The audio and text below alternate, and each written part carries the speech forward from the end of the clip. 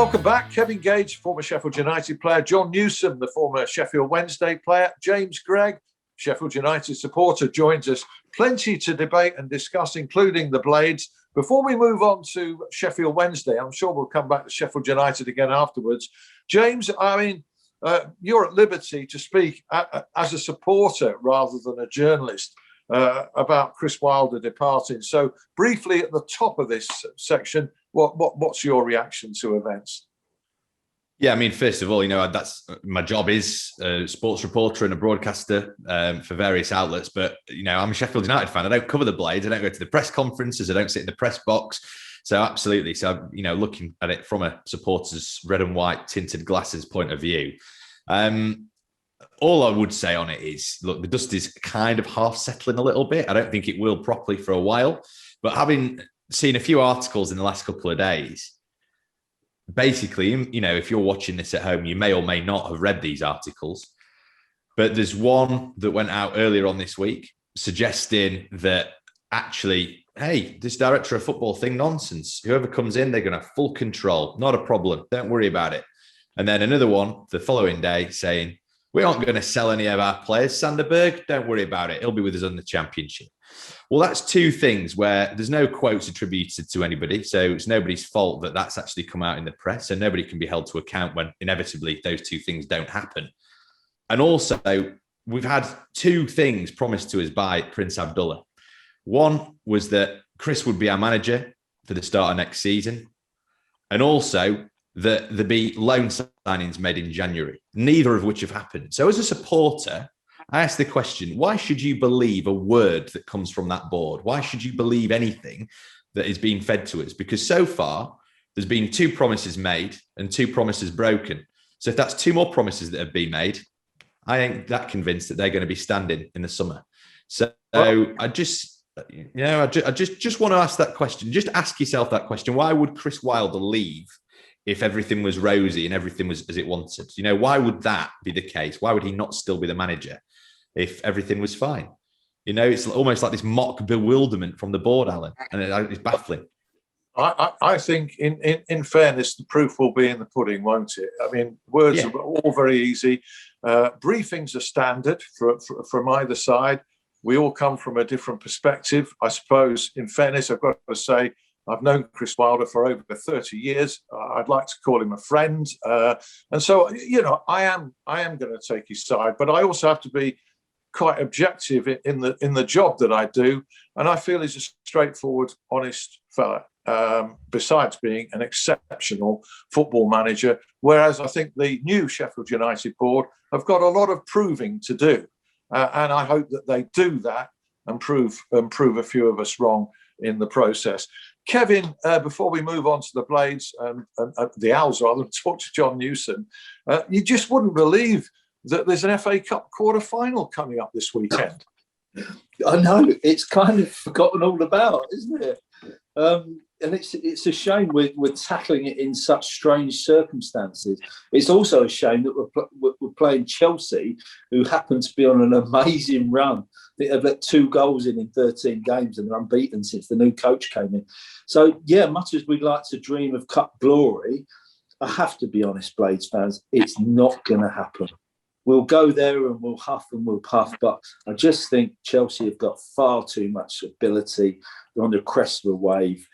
And much as I'd love to nick us something and maybe win it on penalties, I think, if there's no replays or whatever, I'm clutching at straws, really. They've not lost a new game under their new manager, Thomas Tuchel. I think they're 12 or 13 games in and they're unbeaten. I mean, that never happens, does it? So, I mean, you're right, yeah.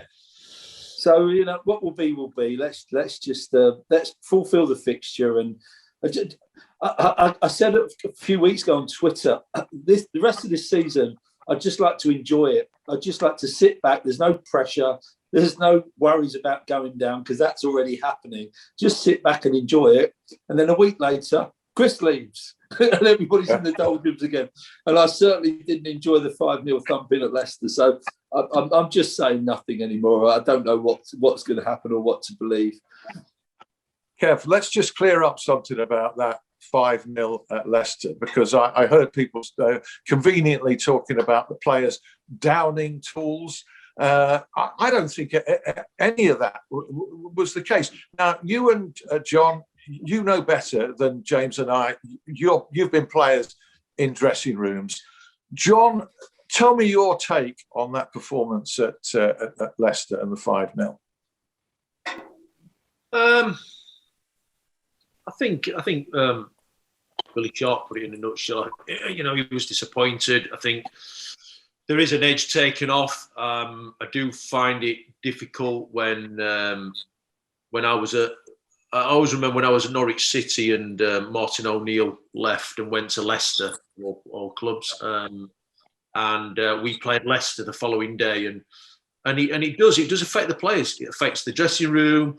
You sort of lose a bit of direction. The new guy coming in, the caretaker can say what he likes and do what they like, but there is that bit of niggling doubt. And I think when we talk about, we're talking about the elite professional sport, aren't we? Whether it be golf, cricket, football, when you're playing at the absolute elite, you know, the best that you can play at, 1% or 2% makes a massive difference. And if you are already not performing well and you're losing games, and the manager's suddenly gone, and it was quite easy to see why that happened. I'm not saying the players down tools. I think that's just a cliche that comes out by supporters or journalists, whoever it is. But you don't down tools, but you're not at it. You're just not that. You know, you're not 100% there for some reason. You know, your making might be wrong or what it might be. But yeah, it does affect you. It does affect you. Yeah, players are human beings, Kevin. At the end of the day. Yeah, 100%. Not robots at all. I'm sure they would have gone out with the best intentions of putting on a performance, as they say, for Chris. Let's do it for Chris and all that, like easy talk. But the reality is, Leicester just were a very good side. We weren't particularly at the races, especially second half. And I have to say that result had probably been coming for a good few weeks, because we got away with a few games where we hadn't performed at all, and the opposing teams had taken us to the cleaners, but without scoring the goals. So I wasn't surprised to see that result come in. It was due, I think. And as John says, the players would have been very, very down in the previous 2 days before that game. And I think the most telling comment was from Heckingbottom when he was doing his interview after the game. And he said the players are very emotional in there. And I think they would have been just completely drained by everything that had gone on, and obviously the defeat. I don't think there would have been any anger, and it certainly wouldn't have been the time to start throwing teacups about and blaming people for this, that and the other.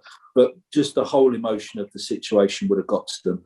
Now, hopefully they can have a good week and put on some kind of performance at Chelsea. So we'll see how the season pans out. Indeed. Right, we've got about 10 minutes left. We're going to have to talk about Sheffield Wednesday. I'm sorry, Owls fans, that we haven't got round to you. It's sort of a news agenda dominate. But my goodness me, what did you make of the performance against Huddersfield in the week, John? I was there, and I couldn't see any hope that this draw, following 7 defeats, was going to swing things in the battle against relegation whatsoever. What was your view? I think the difficult part is, and Kevin will probably back me up on this, is that sort of like, you know, as we just talked about with Chelsea, winning and not losing games becomes a habit. It becomes something that the club and the players are proud about. And I think on the flip side of that, unfortunately, losing sometimes becomes a habit, and it's a bad habit to get into. And you can see through the club, it's been coming a long time, hasn't it? You know, I mean, the club has got no direction. There doesn't seem to be a plan from above, from the owner. We've got what we're on our 4th manager of the season. There's no stability. There can't be a plan. How can you have a plan when you keep changing your manager? And also, I just think that, you know, whatever it might be, we went on a bit of a run Christmas time and looked like we might get our heads just above water, and then not having losing 7 on the spin and then 1 draw. I mean, it's just disastrous, really. And I fear for the club. I really do. I really do fear for the club. And I think the way that Sheffield football is at the moment, you know, there's two owners there who have, one of them is driving my beloved Sheffield Wednesday. I think he's driving it into the ground, it seems. He's lost the fan base. Everybody's disillusioned with him, with the club, the direction it's been going in for a good number of, not just this season, Alan, but for a good number of years, off the pitch as well as on the pitch. You know, the corporate side of stuff, the snack bars on the concourse, you know, crazy, stupid things that shouldn't really matter. But when you're a football fan and you're emotionally involved in that football club, like all fans are, these things do matter. And there's a lot of answers a lot of questions to be answered, I think, at that football club. And I really do fear for them at the moment. I really do. A lot of people in the game will fear for Darren Moore, having been brave enough, or some would say foolhardy enough, to take the job there. John, what did you make of that appointment, and what do you make of his prospects or chances of turning things around? I was shocked when it came through. If I'm in all honesty, I was surprised and shocked. I felt it was a real big ask to get somebody in of Darren Moore's stature. And to be fair to the club, they did that. Obviously, I think he had 2 days, and then it was the Rotherham game, and the Rotherham game didn't go well, and all of a sudden, you know, you're facing relegation in the face, I think. And but he obviously took it, and he thought he was going to do well, and he's backed himself, and like we all do, you know, if you're confident and you've got belief in your abilities, that's what you do. But a difficult one, really difficult one. You know, loads of players are coming to the end of the contracts. There's going to be a mass exodus at the end of the season. He's got to have to be massive amounts of recruitment in the summer, depending what league they're going to be in. Looks like it possibly and probably going to be Division 1 or League 1, you know, the third tier. How do you attract players to the club then? Is the owner going to kick in some money and back the club financially? He's had his fingers burnt so much. He's had bad advice. It's just a recipe for disaster, Alan. Got to back him, though. Sooner or later, a manager has to be given his head, supported, and given the time to turn it around. And do you think Darren Moore's the right one, given that time? I suspect you do, from what you thought of the appointment. I actually think he, by appointing him, I thought we'd done better than we could possibly wish for. You know, I looked at it when Tony Pulis left the football club and thought, who are you going to attract to that football club? You know, bottom 2, bottom 3, staring the trapdoor into Division 1. Massive financial issues, financial fair play hanging over the club. Looks like a major lack of investment into the structure and the fabric of the club, i.e. the stadium, the training ground, etc., etc. Players leaving, ten a penny. I mean, Liam Shaw debacle, you know, young lad coming through, suddenly he's off to Celtic. How do you attract a good manager? I found it, I was scratching my head. I thought you'd maybe get an up-and-coming manager from maybe the Division 1 or Division 2 who's trying to come and make a point. But I thought it was a real capture to get Darren Moore in there. Well, let's give Dave Chansiri some credit for that appointment.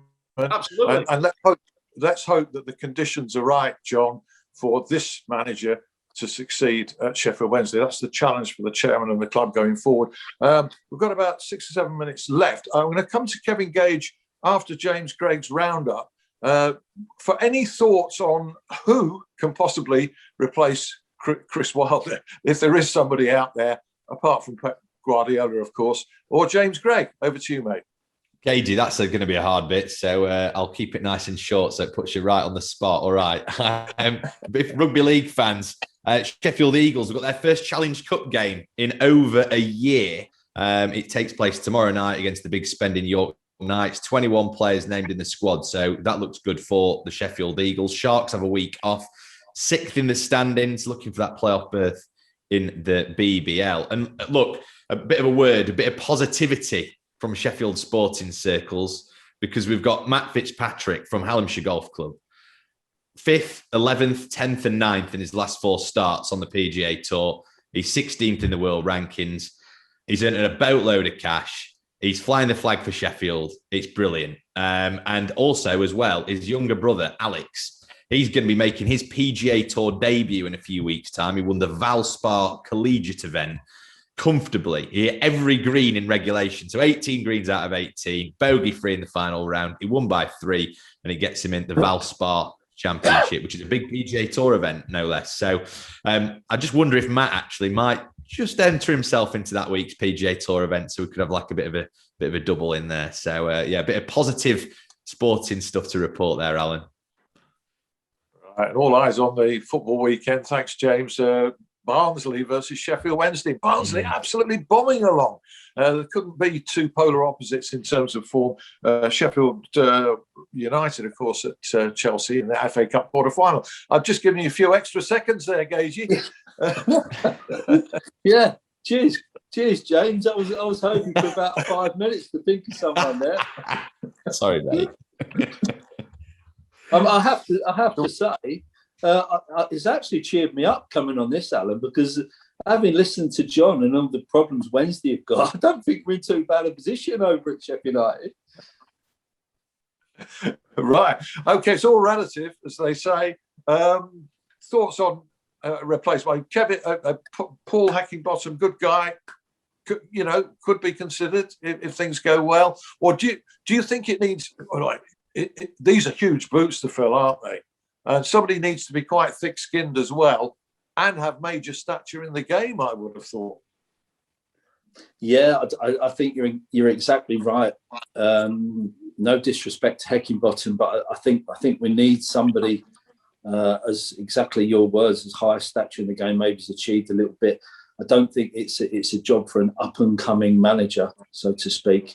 I mean, James put me on the spot, and now you've put me on the spot, Alan, but maybe it's time for a completely fresh outlook and a complete change while we've got this not this window, I don't mean transfer window, but while we've got this period of reflection to the end of the season. So maybe it would be looking perhaps for someone like Rafa Benitez. Maybe it's the time to go a little bit European, and I can't even believe I'm saying those words, because if you'd asked me 4 or 5 years ago, I'd have said, no way, we want an English manager, thank you very much. But how do you replace Chris Wilder, who is probably the best English manager around at the moment, and yet we've got rid of him? So it's incredibly difficult, and I'm pleased I'm not the one tasked with finding Chris's replacement. There are people out there, of course there are. Eddie Howe's been mentioned, and obviously there's the Jason Tyndall connection, although I don't think they're going to work together again for some reason. But Eddie Howe's out there. There's a few others been mentioned. But again, you keep coming back to it would be second best. We're trying to replace Chris Wilder, maybe like for like, which is impossible because there probably isn't another Chris Wilder out there. And if there is, maybe Sheffield United would not be the job for him at this moment of his career. So maybe an experienced, older, wiser head, maybe with an up-and-coming coach or something like that. Somebody who could take a bit of flack. Not that he would take it personally, but just the whole experience of being at the Lane next season might be difficult. I'm sure there'll be plenty of Chris Wilder chance, and it's up to the new manager to impose his own personality on the whole club and the team, and to put those to bed and get on with it. Right.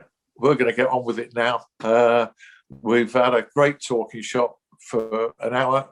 Feelings running high, but as I suspected, Jon Newsome and Kevin Gage talking very calmly there about Sheffield football. And I think they and James Gregg made some really, really good and telling points. We'll carry on talking. We'll have another show soon enough. But let's hope that things do pick up in Sheffield football, and this hour can just be discarded as a load of hot air.